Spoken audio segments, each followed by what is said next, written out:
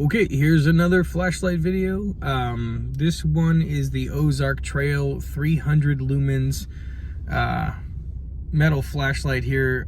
This thing I've had forever, and I think when I bought it for like $19.99. The prices may have gone up now, but this was years ago. I've had this flashlight forever, and I just won't get rid of it because it's awesome. 300 lumens will do most of what you need it to do in most situations, unless you need a ton of light, which this won't put off a ton of light. 300 lumens isn't that much, but this flashlight has been a staple in my work gear, climbing underneath houses and attics, doing rodent exclusion and termite control, stuff like that. I've had this flashlight through thick and thin. I've dropped it in a pool of standing water, probably was in there for about 30 seconds. Never had any issues with it after that. The only thing that, after probably about 5 years of having this flashlight, is like with the other Ozark Trail, the 50 lumens I did a video on the other day. After a long time, it kind of feels like all of the mechanisms inside get a little janky.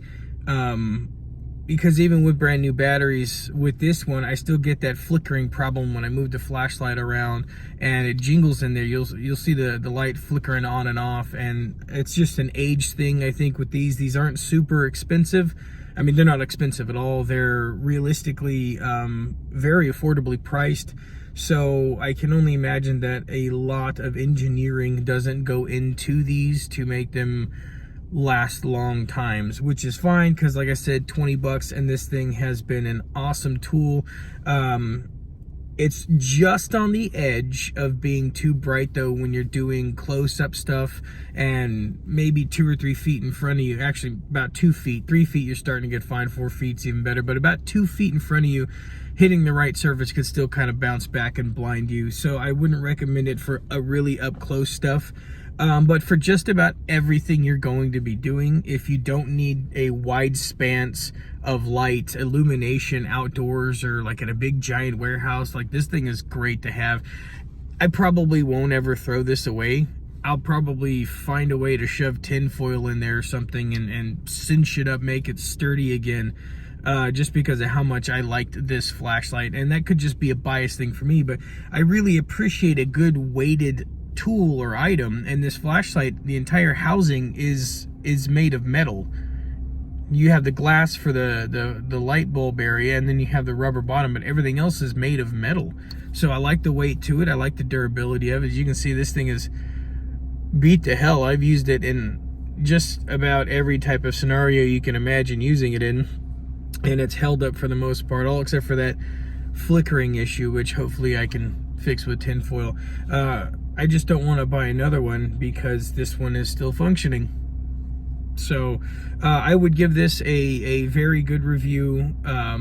It does very well what it was designed to do. I like the slender feel of, or the slender design of it. Slips right into a pocket, slips right into a tool bag liner, all kinds of stuff like that. The weight of it makes it want to stay down in those places where you put it. It's not lightweight, it's not going to fall, you're not going to crush it. I mean, I've rolled over on this thing probably a million times. I've dropped it off of a 20-foot ladder and it's still fine for the most part.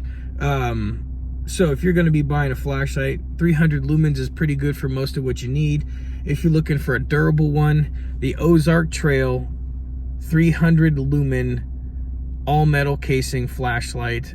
This thing gets a very, very high rapport with me, if that means anything to you guys. This is just my opinion, but hey, I would buy this over and over and over again. Anyways, that's a flashlight review. I've got more stuff coming down the pipeline.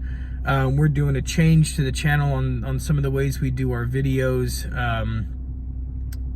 Just gonna mix things up and go back and redo a lot of the old stuff. So if you're watching the channel, you'll notice all of the creative fun videos I've pulled down. Not happy with a lot of them. I kind of want to redo everything. It's probably going to cost me a lot of time and views and hours watched and all that stuff here on YouTube, but if you're not happy with your product, you can't expect anybody else to be. Thanks for having a good day. Bleh. Anyways, have a good day, guys. Thanks for watching the videos. I appreciate it. Peace out.